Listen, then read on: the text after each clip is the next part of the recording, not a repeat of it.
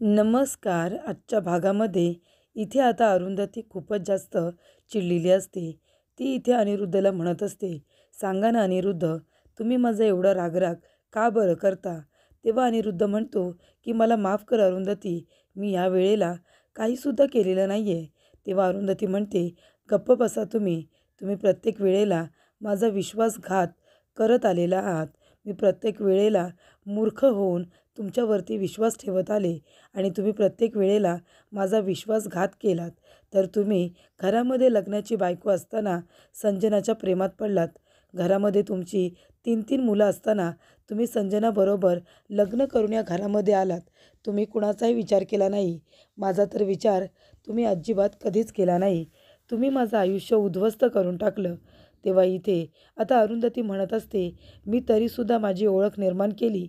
तुम्हाला आणि संजनाला चांगलं राहता यावं म्हणून मी बाजूला झाले. तरीसुद्धा तुम्ही मला सुखाने जगू दिलं नाहीत. अजून मला काम करायचं होतं. मला चांगले पैसे कमवायचे होते. पण तुम्ही मला अर्ध्यातच मारून टाकलंत. आयुष्य संपवलंत माझं. का केलंत तुम्ही हे सगळं?" तेव्हा अनिरुद्ध म्हणतो, "हे बघ, मला तुझा राग येत होता. पण ह्या वेळेला मी काहीसुद्धा केलेलं नाही आहे. मी शपथ घेऊन सांगतो, हा मला राग यायचा तुझा. कारण तू माझ्या आईवडिलांना आपलंसं केलंस. माझ्या मुलांना तुझ्या बाजूने वळवलंस. मी तुला खूप वेळा मारण्याचा प्रयत्न केला. प्रत्येक वेळेला तू वाचत होतीस. म्हणून या वेळेला मी फक्त तुला धमकवायला सांगितलं होतं. तुला घाबरवायला सांगितलं होतं. ह्या वेळेला मी तुला मारायला सांगितलं नव्हतं. मी खरं सांगतोय, शपथ घेऊन सांगतो, तुझा अपघात कसा झाला मलासुद्धा माहिती नाही आहे. मला माफ कर." तेव्हा अरुंधती म्हणत असते, "आता माफी मागून काय होणार आहे? तुम्ही माझं आयुष्य संपवलंत. मारून टाकलंत ना मला. तुम्हाला काय वाटलं आता मी इथून निघून जाईन? हाच हेतू होता ना तुमचा?" तेव्हा अनिरुद्ध म्हणतो, की "मला तुला या घरातून फक्त बाहेर काढायचं होतं. तू घाबरशील आणि घर सोडून जाशील, ही समृद्धी सोडून जाशील आणि मग सुखाने मी या घरामध्ये माझ्या मुलांबरोबर राहीन असं मला वाटत होतं. पण तसं काहीच झालं नाही. प्लीज मला माफ कर अरुंधती." तेव्हा इथे अरुंधती म्हणत असते, "ते बघा, तिकडे बघा. तुम्ही मला या घरातून बाहेर काढायला बघत होता ना, पण आता मी जाणारच नाही आहे. कारण आता माझ्यावरती कसलाही परिणाम होणार नाही आहे. कारण आता मी माणूसच नाही आहे ना. आता माझ्यातला आत्मा आहे, फक्त आत्मा. आणि माझा आत्मा सगळीकडे ना भरकटत राहील. मी कधीही तुम्हाला सुखाने जगू देणार नाही. बघा तिकडे, त्या घराकडे बघा, त्या समृद्धीकडे बघा. आता मी याच्यातून कधीही बाहेर जाणार नाही आहे. तुम्ही आता मला एकदा मारून टाकलंत, पण आता मी तुम्हाला सुखाने जगू देणार नाही. नेहमी तुमच्यावरती लक्ष ठेवून राहीन. कळलं का तुम्हाला? तुमच्या मानगुटीवरती बसेन मी." तर इथे अरुंधती आता अनिरुद्धला घाबरवत असते. ती म्हणत असते, की "आता तर मी इकडे-तिकडे भटकत राहीन. आता तुम्हाला माझ्यापासून कुणीही वाचवू शकणार नाही. मी या घरामध्ये तुम्हाला नकोशी झाले होते ना, पण आता तुम्ही या घरातून मला कधीही बाहेर काढू शकणार नाही. कारण माझा आत्मा कधीही आता या घरातून दूर जाणारच नाही आहे. माझ्या मुलांबरोबर, माझ्या आईवडिलांबरोबर मी इथेच राहीन. ते सगळेजण माझ्या बाजूने झाले, पण मी त्यांना प्रेम दिलं, मी त्यांना माया दिली, म्हणून मी त्यांना माझ्या बाजूने केलं. त्यांनी माझ्यासाठी केलं, मी सुद्धा त्यांच्यासाठी भरभरून केलं. म्हणून तर तुमचे आईवडील माझे आईवडील झाले ना. तुम्ही काय केलंत? फक्त संजनाचे मागे-मागे तुम्ही फिरत राहिलात. तिला जास्त महत्त्व दिलंत आणि आम्हाला सगळ्यांना तुम्ही विसरून गेलात. आणि आता तर काय, तुमची एवढी हिंमत झाली केलीत आणि मला मारण्याचा प्लॅन केलात. पण मी तुम्हाला आता सुखाने जगू देणार नाही. अनिरुद्ध, मी तुम्हाला सोडणार नाही आहे. मी तुम्हाला सोडणार नाही अनिरुद्ध." असं इथे आता अरुंधती म्हणत असते. तेवढ्यातच अनिरुद्ध म्हणत असतो, की "मला माफ कर अरुंधती, मला माफ कर. या वेळेला मी काहीसुद्धा केलेलं नाही आहे. प्लीज मला तू माफ कर." तेव्हा संजना तिथे येते आणि म्हणते, "अनिरुद्ध, काय झालं? अरे तू का असं करतोयस? सांग ना अनिरुद्ध, काय झालंय?" तेव्हा अनिरुद्ध म्हणत असतो, "संजना तिकडे बघ." तेव्हा तिकडे अरुंधती आली आहे. तेव्हा संजना म्हणते, "नाही, ती हॉस्पिटलमध्ये आहे. ICUमध्ये आहे ती. ती इथे कशी काय येईल? ती तिथे शेवटच्या घटका मोजते. तुला कळतंय का?" त्यानंतरला इथे अनिरुद्ध येतो आणि म्हणत असतो, की "अभि, काल रात्री तू मला फोन केला होतास ना? तू मला बोललास, की आता अरुंधती खूपच जास्त क्रिटिकल आहे. ती गेली म्हणून असं म्हणालास ना तू?" तेव्हा इथे अभि म्हणत असतो, "बाबा, अहो तुम्ही हे काय बोलताय? मी असं का बोलेन? मी असं काहीही बोललेलो नाही आहे आणि मी रात्री तुम्हाला फोनच केलेला नाही आहे. मी का तुम्हाला फोन करेन आणि हे सगळं सांगेन, सगळं सांगून देखील तुम्हाला काही फरक पडणार आहे का? ही आईची जी काही अवस्था आहे, ती फक्त तुमच्यामुळे आहे, विसरू नका. तेव्हा अनिरुद्ध म्हणतो, की "नाही, नाही, ह्या वेळेला मी काहीसुद्धा केलेलं नाही आहे." "अरे पण तूच फोन केलास आणि मला सांगत होतास ना, की आई खूपच जास्त क्रिटिकल कंडिशनमध्ये होती. ती आपल्याला सोडून गेली म्हणून. असं तूच मला म्हणालास. रात्री नाही का फोन केला होतास?" तेव्हा अभि म्हणतो, "बाबा, मी तुम्हाला फोन नाही केला आहे. हवं तर तुम्ही माझा फोन घ्या आणि कॉल हिस्ट्री चेक करा." तेव्हा इथे आता आप्पा म्हणत असतात, "अरे अनिरुद्ध, काय झालंय काय तुला? असं का वागतोयस तू? अरे माझी अरुंधती, माझी मुलगी हॉस्पिटलमध्ये आहे, ICUमध्ये आहे ती आणि तू असं का म्हणतोयस की ती सोडून गेली म्हणून? तिचं अजून खूप आयुष्य आहे. तिलासुद्धा जगायचं आहे, कळलं का तुला? यातून सुद्धा ती बरी होईल. तिला पण बरं वाटेल. त्यामुळे तू तिची काळजी करू नको आणि तिच्या जाण्याची वाट तर अजिबातच बघू नको." तेव्हा इथे अभि म्हणत असतो, "नाही आप्पा, यांचा काहीतरी गैरसमज झाला आहे. मी कशाला यांना फोन करू? हे बघा, आईची जी अवस्था आहे ना, या सगळ्याच्या मागे तुमचा तर हात नाही आहे ना? खरं खरं सांगा, तुम्ही काय एवढे घाबरताय? तुम्ही काय एवढी आईची चौकशी करताय? तुम्हाला तर तिचा खूप राग येत होता. तिला घरातून बाहेर काढण्यासाठी तुम्ही खूप प्लॅन्स करत होता ना? हे बघा बाबा, आधी मी सुद्धा तुमच्याबरोबर लागून आईला त्रास दिला. पण आता जर तसं तुम्ही करत असाल ना, तर आत्ताच थांबा. तुम्हाला शेवटचं सांगतोय, आत्ताच थांबा. नाहीतर मग आम्हाला जर कळलं या सगळ्याच्या मागे तुमचा हात आहे ना, तर मग मात्र तुम्हाला आम्ही अजिबात माफ करणार नाही, सोडणार नाही." तेव्हा इथे आता पूर्णपणे अनिरुद्ध घाबरलेला असतो. तेव्हा संजना म्हणत असते, "अनिरुद्ध शांत हो. काय झालं अनिरुद्ध शांत हो." तेव्हा इथे आता अभि म्हणत असतो, की "बाबांना असं वाटतंय, काल रात्री मी यांना फोन केला होता आणि सांगितलं, की आई गेली म्हणून. मी असं का करेन?" तेव्हा इथे संजना म्हणत असते, की "नाही, नाही, त्याचा काहीतरी गैरसमज झाला असेल." "अरे अनिरुद्ध, हे बघ अरुंधती ICUमध्ये आहे. तर असा फोन का येईल बरं? तू नको तो विचार करू नकोस. घाबरू नकोस तू." तेव्हा इथे अभि म्हणत असतो, की "आप्पा कळलं का तुम्हाला? आईचा अपघात कोणी घडवून आणला होता? कुठल्या गाडीने घडला? तुम्हाला माहिती आहे? पोलिसांना ती गाडी सापडलेली आहे, जिच्यामुळे आईचा अपघात हा झालेला आहे. नेम प्लेट, ती गाडी कुणाच्या नावावरती आहे, हे सगळं आता पोलीस शोधून काढणार आहेत. आणि मग खरा गुन्हेगार कोण, हे सुद्धा लवकरच सगळ्यांच्या समोर येईल." तेव्हा अभि म्हणत असतो, "काय मग? तुमचा या सगळ्याशी काही संबंध तर नाही आहे ना?" तर इथे आता अभिसुद्धा अनिरुद्धला आणि संजनाला घाबरवतो. तेव्हा इथे संजना म्हणते, "आमचा या सगळ्याशी काय संबंध? आम्ही काहीसुद्धा केलेलं नाही आहे, कळलं ना?" तेव्हा इथे आता अभि म्हणत असतो, "खरंच का?" आणि तो संजनाकडे बघत असतो. तेव्हा संजना म्हणते, "काय झालं काय?" तेव्हा यशसुद्धा तिच्याकडे बघत असतो. तेव्हा इथे संजना म्हणत असते, "तुम्ही दोघेजण आमच्याकडे असं का बघताय? तुम्हाला काय वाटतं हे सगळं आम्ही केलं आहे का?" तेव्हा यश म्हणतो, की "संजना, आम्हाला तेच वाटतंय. तुमच्या दोघांचा हात आहे या सगळ्यामध्ये. आप्पा तुम्हाला काय वाटतं?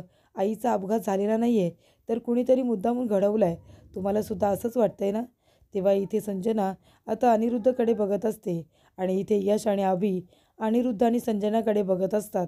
त्यांना सांगत असतात, "जर आम्हाला कळलं की या सगळ्यामध्ये तुमच्या दोघांचा हात आहे, तर सोडणार नाही तुम्हाला दोघांना. कळलं का?"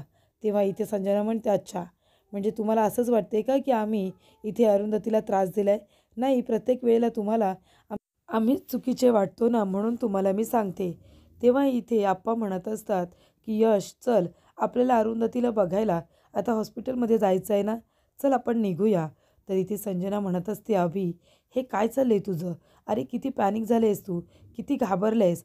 तुझ्याकडे बघून कुणालाही संशय येईल की या सगळ्यामध्ये तुझा हात आहे की काय? कळते का तुला? तू प्लीज शांत हो ना, नाहीतर ह्या लोकांना कळेल सगळं." तेव्हा इथे आता संजना इंटरव्ह्यूला निघालेली असते. तेव्हा अनिरुद्ध म्हणत असतो, "संजना, खरंच आज जायला हवं आहे का? प्लीज नको जाऊया ना, मला भीती वाटते." तेव्हा संजना म्हणते, "अनिरुद्ध, अरे किती दिवस घरामध्ये बसून राहायचं? अरे नोकरी हवी आहे ना आपल्याला. नोकरी केली तर आपल्याला पैसे मिळतील आणि आपल्याला जगता येईल. कळतंय का तुला? हे लोकं आता आपल्याला काहीसुद्धा देणार नाही आहेत." तेव्हा इथे अनिरुद्ध म्हणत असतो, "अगं पण तरीसुद्धा मला खूप जास्त भीती वाटते गं. त्याच्यामध्ये घरामध्ये कोणीच नाही आहे. तू बघितलंस ना, सगळेजण आता हॉस्पिटलला गेलेत. तू सुद्धा जर बाहेर गेलीस तर मी एकटा कसा काय राहू?" तेव्हा इथे संजना म्हणते, "अरे अनिरुद्ध, असं काय करतोयस? हे तुझं घर आहे ना, आणि या घरामध्ये तू किती वेळ तरी एकटा राहिलेला आहेस. मग आजच तुला एवढी भीती का वाटते? तेव्हा अनिरुद्ध म्हणत असतो, संजना प्लीज तू मला समजून घे ना. मी खरं सांगतोय, ती अरुंधती आली होती आणि मला तिने घाबरवलं. ती म्हणाली की समृद्धी सोडून ती कधीही जाणार नाही म्हणून. मला खूप जास्त भीती वाटते संजना. तेव्हा संजना म्हणते, अनिरुद्ध हे बघ शांत हो, प्लीज शांत हो. आता माझं जाणं गरजेचं आहे. हे बघ तू एक काम कर, तू आराम कर ना. माझे 2-3 इंटरव्ह्यूज आहेत, ते झाले की मी लगेच घरी येते. तेव्हा अनिरुद्ध म्हणतो, पोस्टपोन कर ना ते इंटरव्ह्यू प्लीज संजना. तेव्हा संजना म्हणते, अनिरुद्ध अरे इंटरव्ह्यू मी पोस्टपोन कसे काय करू? मी तिथे काम शोधायला चालले, कंपनी खरेदी करायला नाही. तेव्हा आजची उद्या जाईन. मला नोकरीची गरज आहे ना. अपॉइंटमेंट घेतली मी त्यांची. मग आता मला इंटरव्ह्यूसाठी तर जावंच लागेल ना. प्लीज तू समजून घे. तेव्हा इथे संजना म्हणते, अनिरुद्ध तुला भीती वाटते ना की अरुंधती परत येते की काय? तू एक काम कर, तू हॉस्पिटलला जा. हॉस्पिटलला जा आणि स्वतःच्या डोळ्याने बघ. ती अरुंधती ICUमध्येच आहे.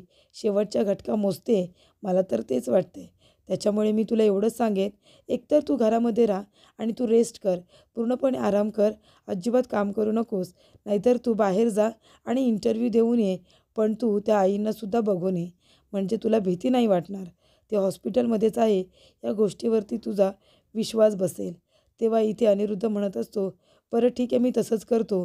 मी जातो होतो हॉस्पिटलमध्ये आणि तिथे अरुंधती आहे का ते चेक करतो. म्हणजे मग माझी खात्री पटेल. बरोबर बोलतेस तू संजना. तेव्हा संजना म्हणते, मग आता वेळ वाया घालू नकोस. जा तू इथे अरुंधतीला बघून ये. तर अनिरुद्ध आता काम करत बसलेला असतो. तेवढ्यातच इथे आता अनिरुद्धला आठवतं, अरुंधती म्हणालेली असते की तुम्ही माझं आयुष्य उद्ध्वस्त केलं. मला मारून टाकलंत ना, पण मी आता कधीच मरणार नाही आहे. कारण माझं शरीर माझ्यापासून दूर झालेलं आहे. पण माझा आत्मा या समृद्धीमध्ये आता भटकणार आहे. तेव्हा इथे अनिरुद्धला आता गाण्यांचा आवाज ऐकू येतो. अरुंधती गाणं गातीये असं त्याला वाटत असतं. त्यामुळे तो यशच्या रूममध्ये येतो.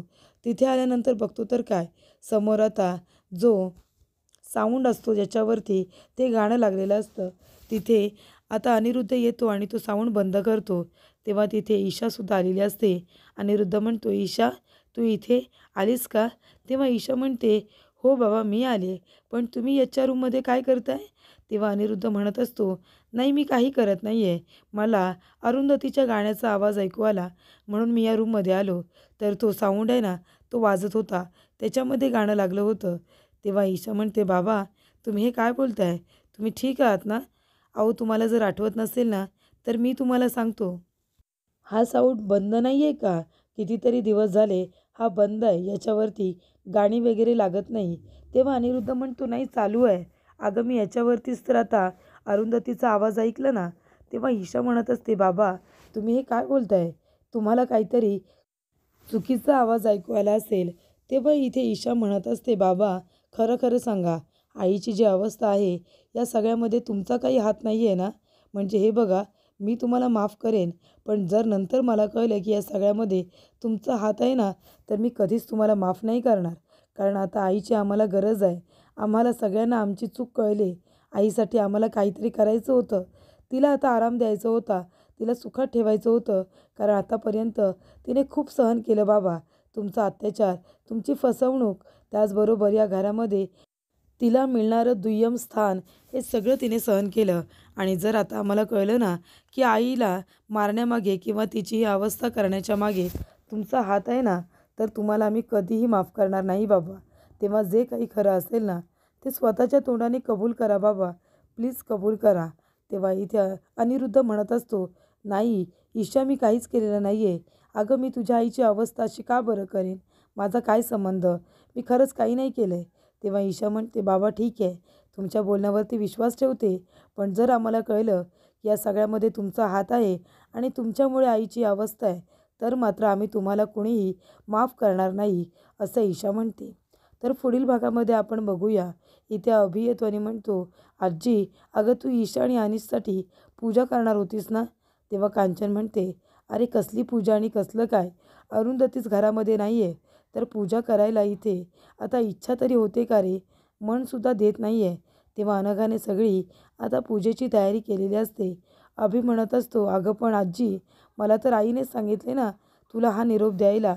तेव्हा इथे संजना म्हणत असते, अरे पण अरुंधती तर ICUमध्ये आहे ना, मग तिने तुला हा निरोप कधी दिला की घरामध्ये पूजा करायची आहे म्हणून? तेव्हा इथे संजना लगेचच इथे अभिचं बोलणं ऐकते आणि त्याच्यावरती रिॲक्ट होते. तेव्हा अभि म्हणतो की मला आईने आधीच सांगितलं होतं अपघाताच्या आधी. त्यानंतरला इन्स्पेक्टर साहेब आलेले असतात आणि ते विचारतात की तुम्ही दोघेजण कुठे होतात आणि 2 दिवसापूर्वी तुम्ही कुठे होतात? असे इन्स्पेक्टर साहेब आता अनिरुद्धला प्रश्न विचारणार असतात.